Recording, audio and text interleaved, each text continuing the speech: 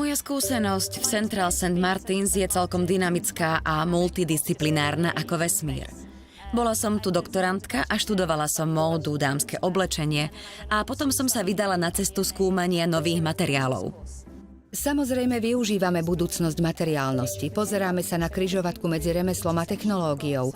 Naši dizajnéri, naši študenti sa skutočne zaujímajú o nájdenie nových aplikácií pre všetky tie materiály. Som špekulatívna návrhárka a zaujíma ma pohľad do budúcnosti dizajnu obuvy a ako môžu nové technológie ovplyvniť spôsob, ako sa budú vyrábať. Tieto tenisky sú navrhnuté podľa práce doktora Martina Hancika o protobunkovej technológii.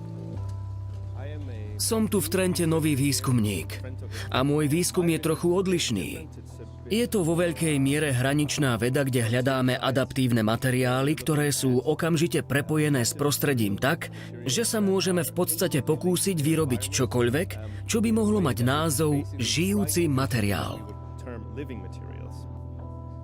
Jedna z iniciatív štúdia modelov umelého života, ako je aj tá naša, by nám mala poskytnúť pochopenie žijúcich systémov. Ľudia, zvieratá, baktérie a rastliny majú rovnakú štruktúru DNA. Máme rovnaké bielkoviny, ktoré tvoria aspekty života, ako ich poznáme. Veda protobuniek sa pozerá na počiatky života a snaží sa porozumieť celému systému. V mojom prípade bolo celkom neobvyklé, že som sa začala zaujímať o takú technológiu.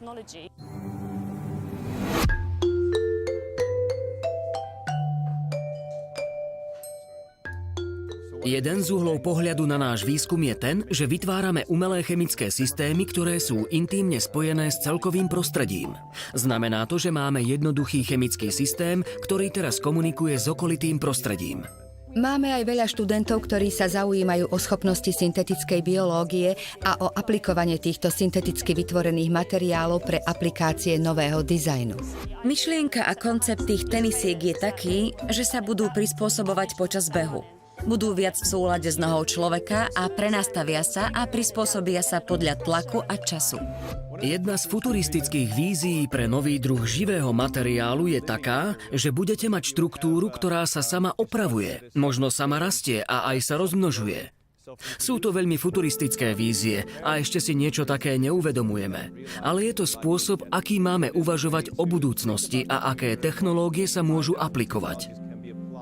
Toto je veľmi futuristický návrh potenciálnych tenisiek v roku 2050. Zaujímalo ma, čo nám môže príroda potenciálne ponúknuť s ohľadom na trvalo udržateľný a dynamický materiál.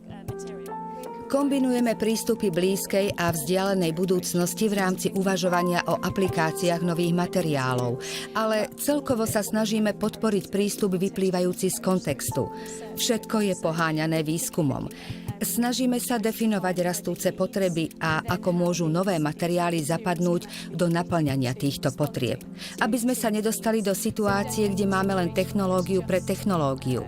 Mala by nám efektívne pomáhať žiť lepšie, efektívnejšie, udržateľnejšie. Otvorená otázka tohto typu výskumu je, čo robíme a akému účelu to môže v budúcnosti slúžiť. Snažíme sa vyvinúť technológiu, ktorá je organickejšia, tekutejšia a oveľa podobnejšia častiam nášho vlastného tela. Sú to systémy založené na bunkách. Môžeme si predstaviť, že bude existovať oveľa harmonickejšia interakcia medzi človekom a technológiou.